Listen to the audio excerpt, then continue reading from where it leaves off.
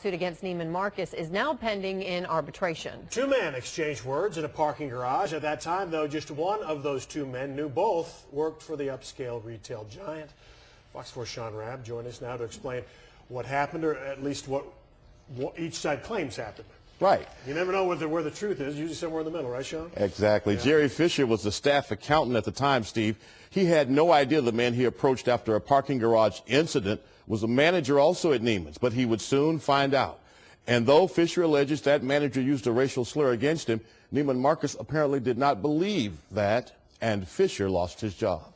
It started in this parking garage a year ago between two Neiman Marcus employees. A gentleman came up behind me,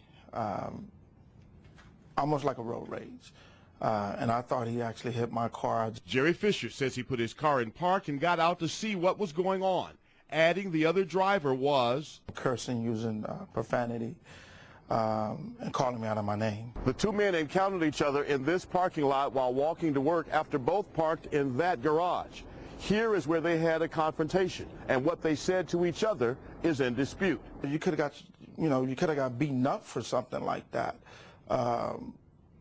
And I went a different way and he went a different way. The man Fisher had words with reported what happened to Human Resources at Neiman's.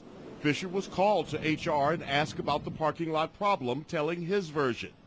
In court documents, HR told Fisher Neiman Marcus has a zero-tolerance policy for violence, and his comment was perceived as threatening. I also explained that he called me a racial slur. The other employee, Scott Sorbet, who is white, denied using a racial slur. Sorbet, however, claimed he was intolerant to racism because he had done a research project on Harriet Tubman in grade school, and she was his hero. Which to me is a lot like, I can't be a racist, I have a black friend.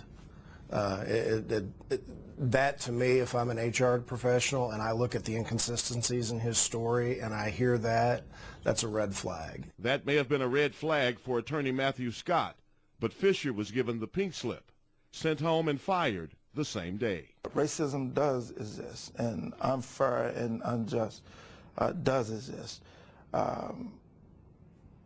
It made me even question my fate. Now, Neiman Marcus had no comment today, but told Fisher getting out of his car was inappropriate, unprofessional, and aggressive behavior. His supervisors had praise for him, saying he was never trouble, but Fisher was fired the same day people in his work group threw a birthday party for him. And Scott Sorbet, meantime, has been promoted.